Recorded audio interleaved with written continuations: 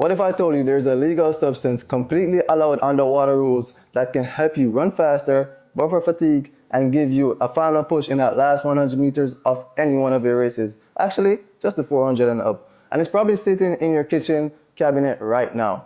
Yeah, I'm talking about baking soda. Baking soda! I got baking soda! I bet you would have never guessed that. It's otherwise called sodium bicarbonate. Some call it the original performance enhancer. I call it legal doping. And today, we're breaking down why track athletes are using it, how it works, and what you will need to know before you even try it.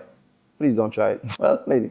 Let's start with the problem, fatigue. You know the feeling, that burning sensation in your legs, that moment your farm starts to break down, that wall you hit, especially in events in the 400 meters, 800, R15, even higher. What's actually happening is that your body is building up hydrogen ions that builds up drops in your muscle's pH called metabolic acidosis. That acid environment shuts down your muscle fast, and it's not lactic acid like most people think. It's the hydrogen ions that make your legs feel heavy, slow, and weak. And now, that's where sodium bicarbonate comes in. Sodium bicarbonate is a buffer. It neutralizes the excess hydrogen ions, helping to maintain your pH levels for longer. That means less burn, less fatigue, and even more time to stay at your highest intensity. In simple terms, it buys you time. And in a race, time is everything.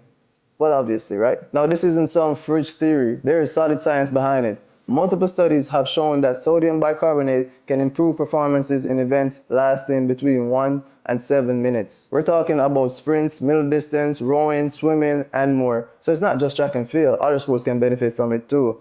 Most research shows a 1 to 2.5% improvement in performances, which when you're elite, those matter a lot. Now, you might hear us say 1% and think that's small, right?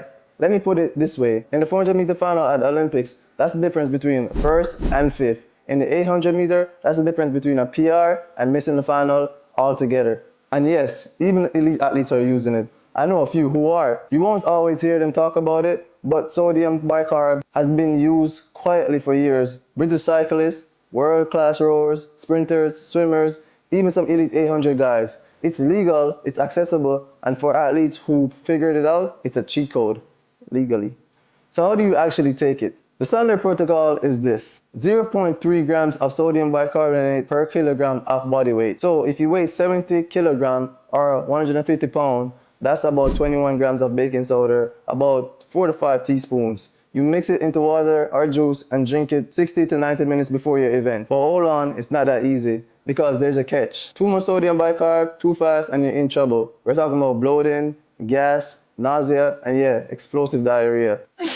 This is number one reason people mess this up. You have to test it in training. Never experiment on meet day. That's too much risk.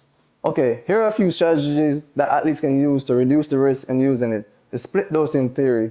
Breaking down your total amounts into smaller servings 60 to 90 minutes before without chugging it all at once. Mix it up with carbs, juice, drinks, anything to reduce the GI issues. And then it's chronic loading. This is taking smaller doses over 3 to 7 days before increasing the load once your body gets used to it. Or you could use capsules. Some athletes use enclosed capsules that dissolve into the small intestine and not the stomach, which helps prevent the stomach problems. But then again, you need to experiment with what works best for you. By the way, this is not doctor advice or anything. Not legal advice, doctor advice, or anything. Just letting you know that. Disclaimer. So now, the big question is if this stuff works and if it's legal and is it fair. Honestly, that depends on who you ask. Some people say it's just a smart training. Others say it crosses an ethical line. But remember, altitude tents are legal. Cryotherapy is legal. Recovery boots, massage guns, sports psychologists, all of it legal. Sodium bicarbonate just happens to be a cheap and effective way to help you not burn out. It's not banned, and if you can tolerate it and use it the right way, it's a tool just like anything else.